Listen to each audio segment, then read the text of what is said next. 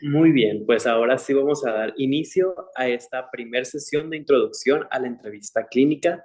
Me da mucho gusto que estén todos ustedes aquí, que estén interesados en seguir mejorando su práctica profesional, su práctica clínica. Recordemos que la entrevista, como he mencionado en algunos videos, es la base de cualquier tratamiento psicológico.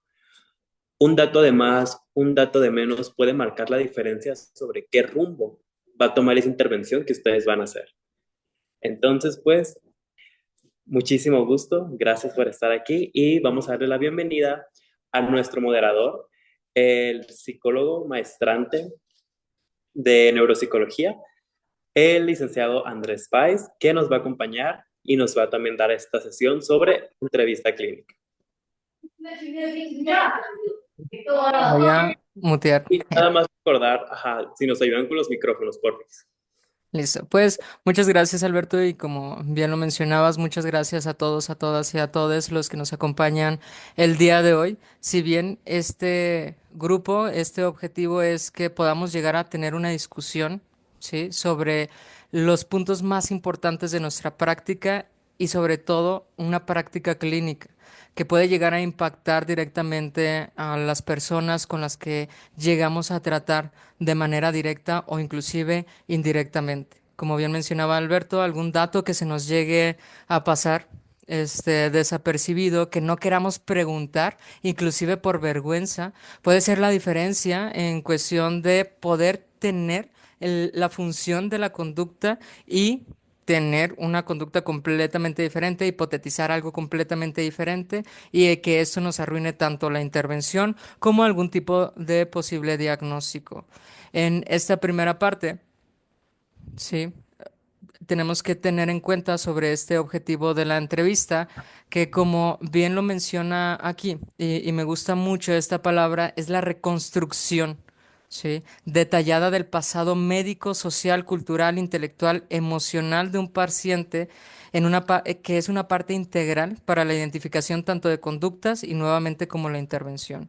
Nuevamente, es la reconstrucción básicamente de todo lo que ha pasado este paciente o la paciente al llegar con nosotros.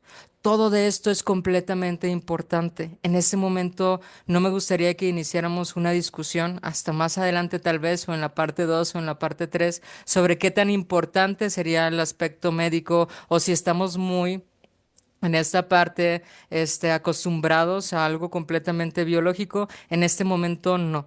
Sí, en este momento no hay un dilema cerebro, conducta, mente, lo que quieran, sino es la reconstrucción, la historia del paciente nuevamente para llegar a comprender dentro de todas sus esferas, en el entorno médico, en el entorno social, en el entorno cultural, en el entorno intelectual, que hablaríamos precisamente de una resolución de problemas o inclusive una inteligencia cristalizada en el entorno emocional. ¿Sí? Entonces, por eso necesitamos crearlas.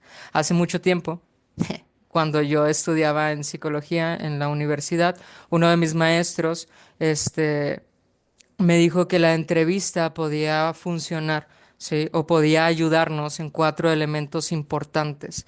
Primero, y uno de los más importantes, como los he mencionado, es recopilar la información. Sin embargo, también en la parte de la entrevista nos ayuda a reducir la ansiedad de la persona que está enfrente de nosotros. Nos da una imagen de autoridad, no porque nos creamos superiores o queramos tener un sesgo, no de bata blanca, un sesgo de profesionalismo, sino una seguridad nuevamente profesional de que sabemos lo que estamos haciendo y sobre todo el llegar a mantener el control para poder guiar sin sesgar y sin querer escuchar algo del paciente y orillarlo a escucharlo, ¿no? En esta parte para que nos dé la información precisa. En cuestión de recopilar información lo hablaremos un poquito más adelante. Sí, Carolina, ¿quieres mencionar algo? Una pregunta sobre Claro. reducir la ansiedad. Hay muchos aspectos, tanto como social, pero personal. Entonces se involucra mucho lo social con lo personal, o sea, en reducir la ansiedad, digamos, en distintos ámbitos, ¿o no? Claro, totalmente. Cuando llega un paciente con nosotros, por ejemplo, perdón, era un comentario, una pregunta. Una pregunta, Ah, porque es como una duda que tengo. sobre el cómo sería este aspecto de la entrevista para la reducción de la ansiedad en un aspecto cultural o social. Sí, Muy bien. Entonces, nos vamos desde esta parte, ¿sí? De cuando éramos niños todos nosotros y que íbamos al doctor. Íbamos al doctor con nuestra mamá y nuestra mamá hablaba y si el doctor nos preguntaba a nosotros, nos causaba algún tipo de angustia, ¿no? Algún tipo de ansiedad porque pensábamos que no íbamos a saber cómo explicar lo que nos estaba pasando, si nos iban a regañar, si nos iban a poner una inyección. Cuando hablamos de un médico, por ejemplo, tenemos todo este estigma o todo este proceso que al final se desensibiliza también. ¿Por qué? Porque cada vez que nos enfermamos vamos. Sin embargo, cuando hablamos de psicología y cuando hablamos del psicólogo, es muy difícil también en este aspecto cultural o social, principalmente en esta parte de México, aunque ya se ha desarrollado más, todavía no estamos suficientemente sensibilizados para decir, voy a ir con el psicólogo y en la primera sesión ya sé qué va a pasar. No lo sabemos, o los consultantes muchas veces no lo saben, ya sean adultos y mucho menos los niños. ¿Sí? Entonces, ¿cómo vamos a utilizar esta parte de la entrevista para reducir la ansiedad con la otra persona explicándole? ¿Sí? No tenemos que ser monótonos, no tenemos que hacer una encuesta, no tenemos que ser el ¿y cómo te llamas? ¿Y cuál es tu edad? ¿Y qué es esto? ¿Y qué es el otro? Porque de lo contrario cualquiera podría hacer nuestro trabajo. Podemos entrenar a cualquier persona para hacer una entrevista simplemente para anotar las respuestas y la va a hacer, ¿sí? Lo que tenemos nosotros, a diferencia, como todos los psicólogos, que hemos egresado y que estamos en formación, es que la información que nos está brindando el paciente en ese momento también podemos regresarle un poco en esta parte para explicarle y decirle, ¿sabes qué? Las emociones sí funcionan de esta manera, ¿sabes qué? La conducta adaptativa o desadaptativa es de esta manera, ¿sabes qué? Entiendo que te sientas de esta manera, inclusive en esta misma entrevista, llegar a darle un espacio validante que posiblemente ellos no tienen en casa. Sí, la parte de ayudarles a comprender su conducta por parte de la entrevista. Entonces, esa podría ser la parte de reducir la ansiedad, la parte de explicarles, la parte de psicoeducarles, la parte de, aunque no hayas hecho un análisis funcional aún, validarle que si está llorando en este momento, es esperado que esté llorando en este momento, es normal que esté llorando en este momento. A mí me llegan muchos pacientes, por ejemplo, en el área hospitalaria que tienen diagnóstico de Parkinson, que tienen diagnóstico de hidrocefalia, que tienen diagnósticos de algún tipo de cáncer con algún tipo de tumor. Y obviamente durante la entrevista que le estoy preguntando cómo ha cambiado tu conducta a lo largo de tu cirugía, cómo cambia tu conducta cuando tomas el medicamento y que el paciente llega a llorar, que llega a culpabilizarse inclusive, es aquí cuando yo entro y todavía no terminó la entrevista, pero le explico, ¿sabes qué? Cuando hay un tumor en cierta área o sabes que el tipo de alteración de cierta área, sabes que este tipo de medicamento afecta de esta manera y posiblemente, ¿sí? Te esté sucediendo esto. ¿Sabes qué? No es que tengas todo el control de tu conducta en este momento, porque cuando llegan a ver diferentes niveles de X o Y, puede llegar a pasar esto. Y entonces, que él llegue a comprender a lo largo de la entrevista y a lo largo de esta conversación va a hacer que se sienta más nuevamente en confianza y a reducir la ansiedad y sobre todo a saber que lo que estamos haciendo lo sabemos hacer, ¿sí? Y eso también nos ayuda mucho cuando estamos enfrente de un profesional. Eso podría llegar a contestar un poco tu pregunta, Carolina. sí, está bien, muchísimas gracias. ¿Desde dónde nos ves, Carolina?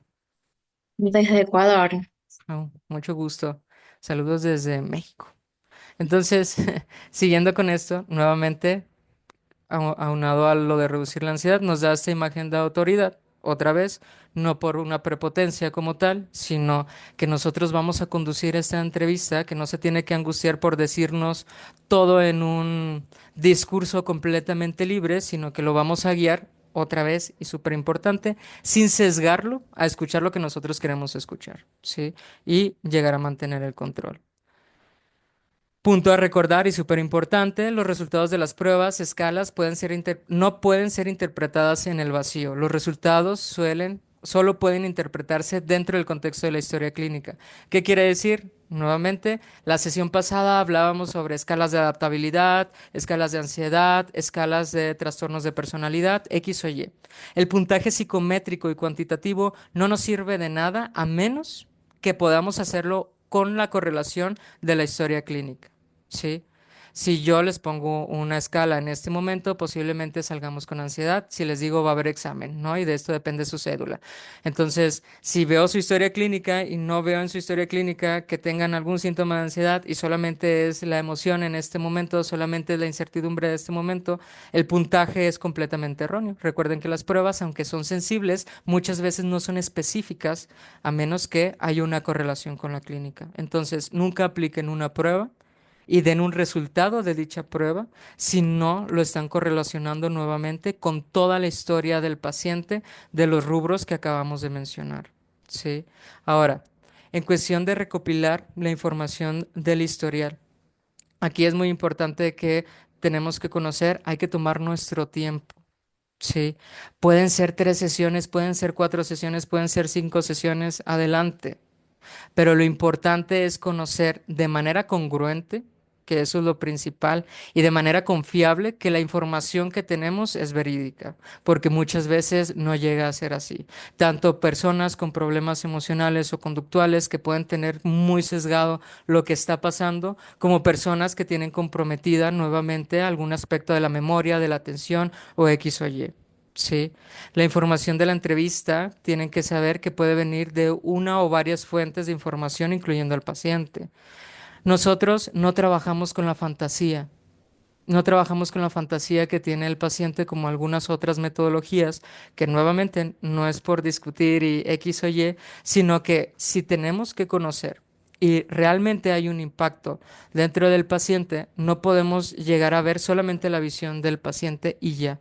Y eso también pasa mucho con algunos tipos de trastornos del neurodesarrollo, que los papás pueden estar sesgados y dicen, mi hijo es el peor del mundo o mi hijo no tiene absolutamente nada, ¿sí? A como el hijo puede decir, es que yo soy completamente normal y la información es incongruente. Entonces, ¿qué tenemos que hacer?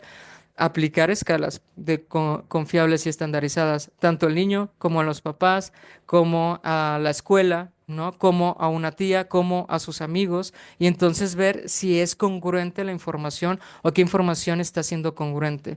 Muchas de las escalas que hablamos la sesión pasada tenían estos índices que decía una imagen muy positiva de la persona a la que estamos contestando, una imagen muy negativa, una imagen neutra.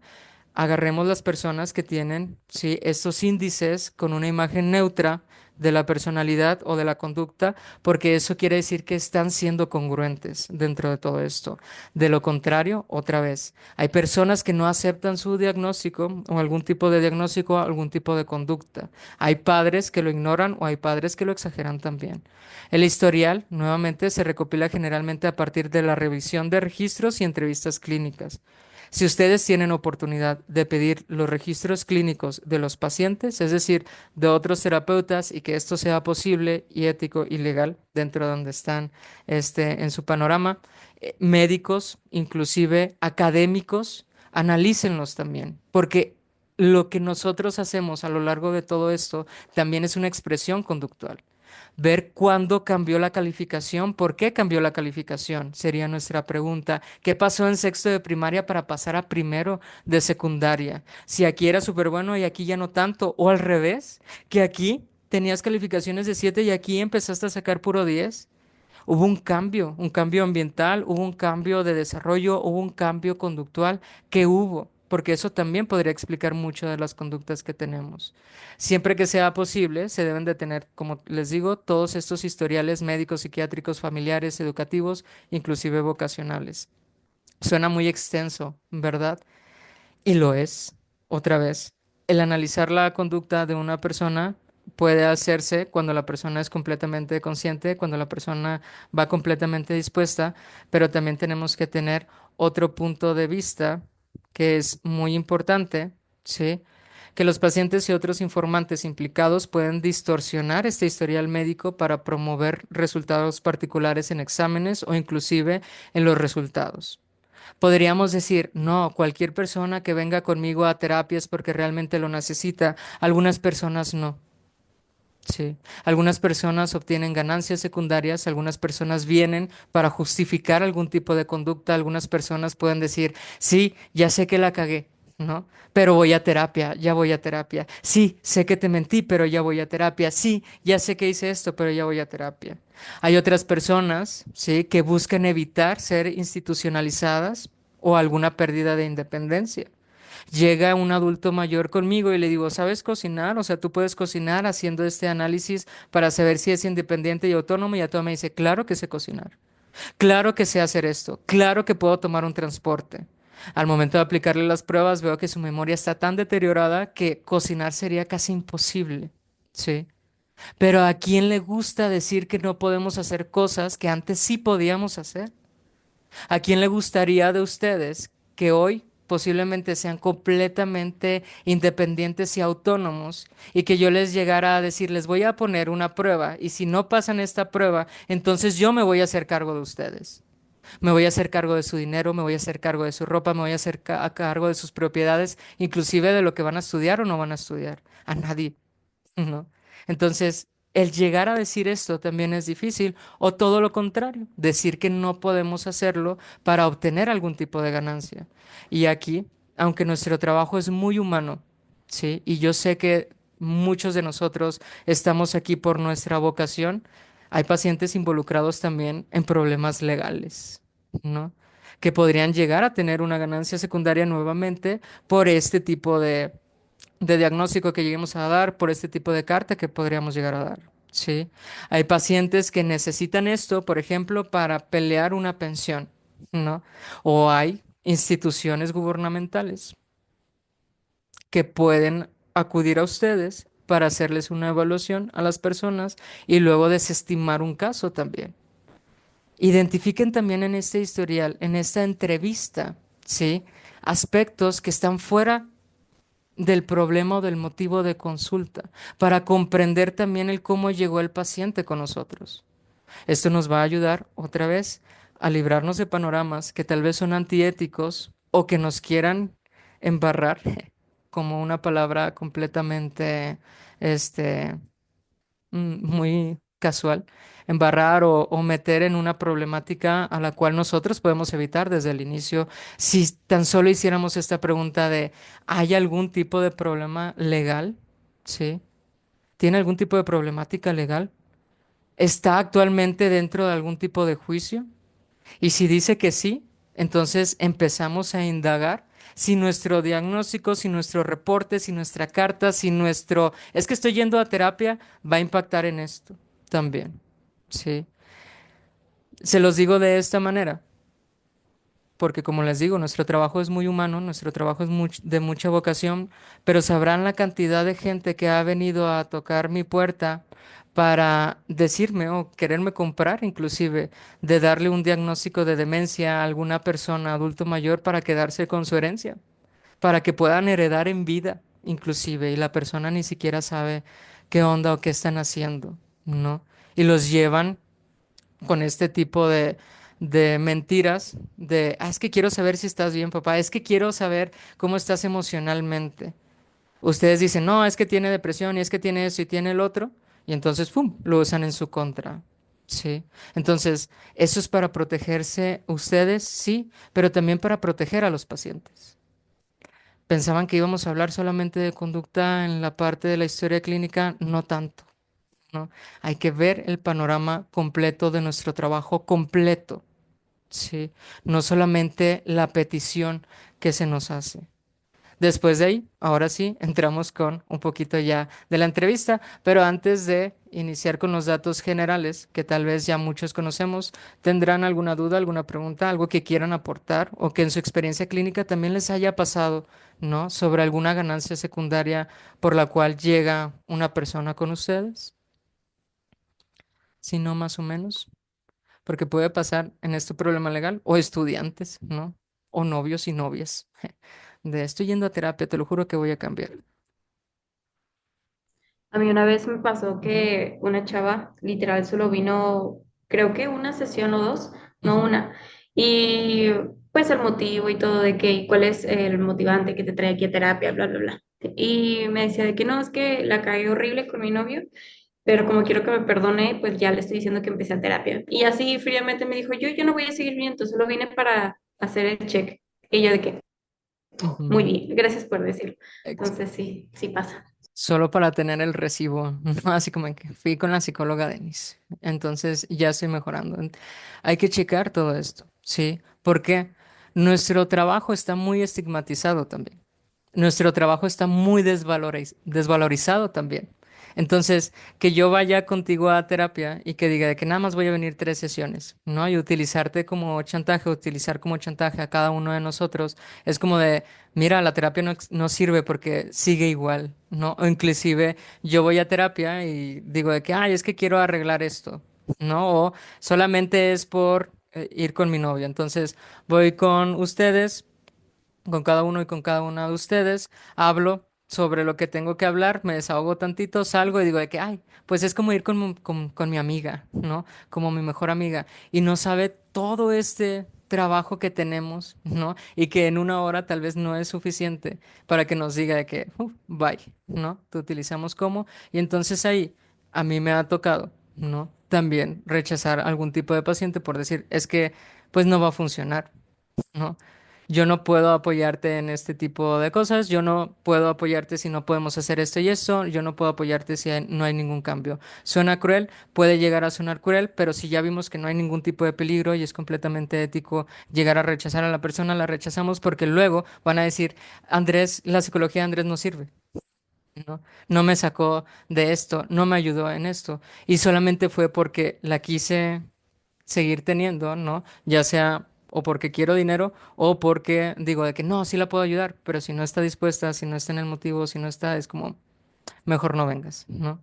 Eso ayudaría más en nuestra práctica clínica y en ser más respetados que aceptar a personas cuando las detectamos que no tienen pues motivo psicológico, no tendrían por qué estar con nosotros desde esta parte psicológica.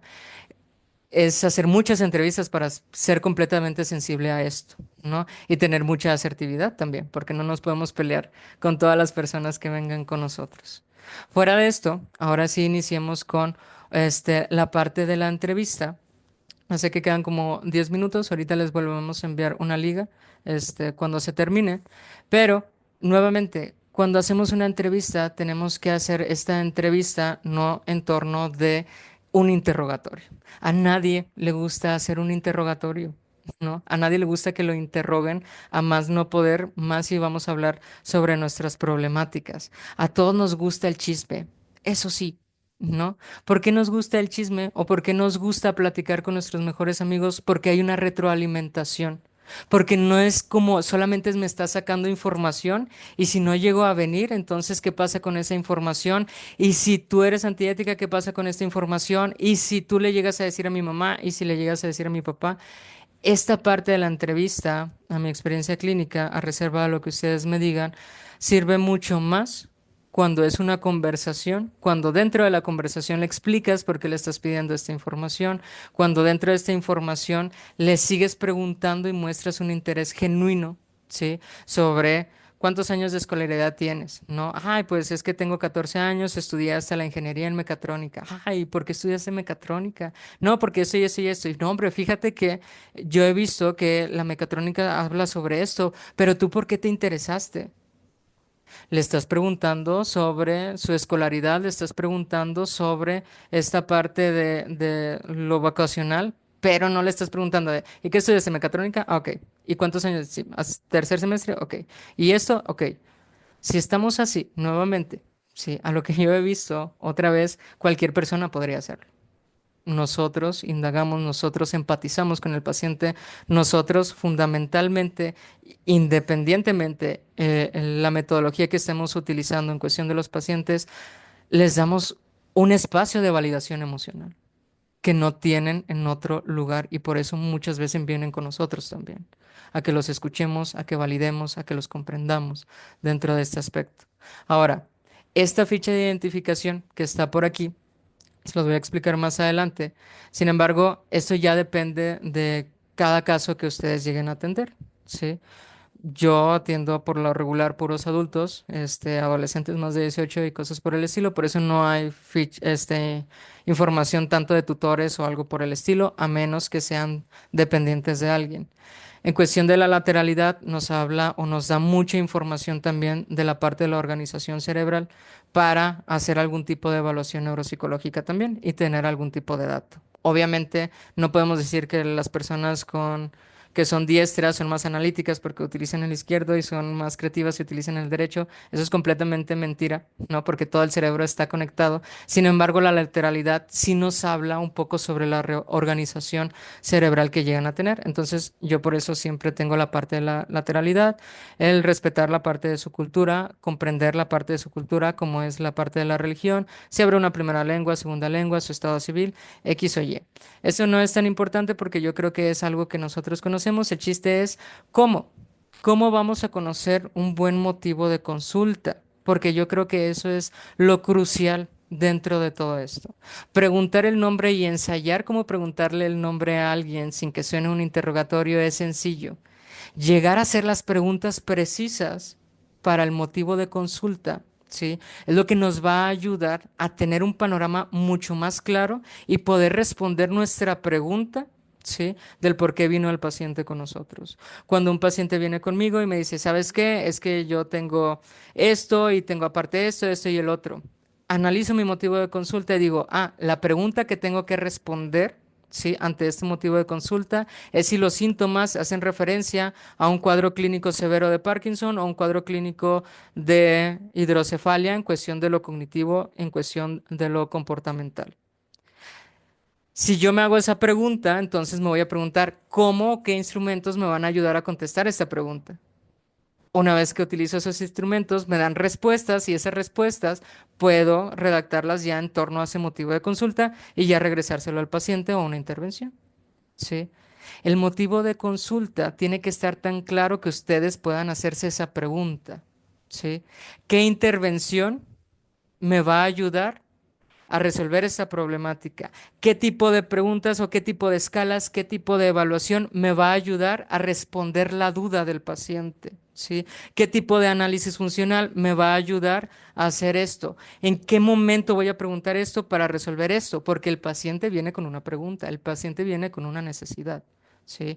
Su intervención, su respuesta, ¿sí? Tiene que estar en torno a esto y no tiene que ser al revés. Tenemos técnicas a montón, tanto conductuales como cognitivo-conductuales como neuropsicológicas. Tenemos información a montón. Tenemos pruebas a montón también. ¿Sí? Ninguna de ellas sirve, ninguna técnica sirve si no la utilizas en el momento adecuado, con el punto adecuado, en la conducta adecuada. Y eso solamente lo vas a saber nuevamente haciendo todo el análisis. ¿Qué les recomiendo? Nuevamente, que haya una descripción de la conducta y la queja actual, la gravedad de la conducta para el paciente y nuevamente también investigar o fuera de su círculo, la extensión y duración de la conducta, el tiempo transcurrido de la aparición de la conducta e intervenciones previas. ¿Qué quiero decir con esto? Nos vamos a la parte de la actualidad, ¿sí? No le vamos a decir nada más ¿y por qué vienes conmigo? ¿No? Vamos a hacer preguntas sobre en la actualidad qué está pasando. ¿Qué te trae a consulta hoy? ¿Qué es lo que más te preocupa en este momento sobre lo que está pasando? Esto también para determinar la urgencia de con qué vamos a iniciar, con qué conducta.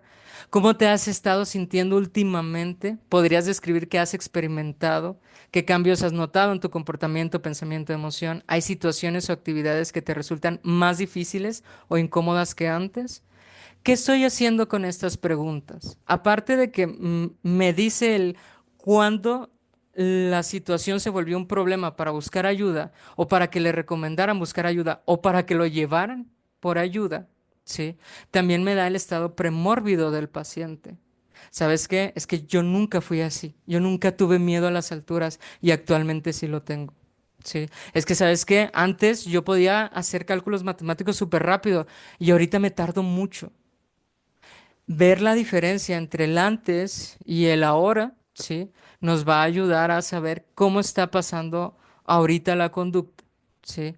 Pero no solamente eso, vamos a ver la gravedad de la conducta, porque nuestro síntoma o el síntoma que aparece en el paciente tiene un inicio, una progresión y una actualidad. Ya hablamos de la actualidad, ¿no? Pero tenemos que ver si este síntoma es constante, dentro de todo. Si es fluctuante, es decir, aparece, desaparece, aparece, desaparece, aparece, desaparece, ha ido en decremento también. Dice, ¿sabes qué? Es que estoy preocupado, pero ha bajado o ha ido incrementando.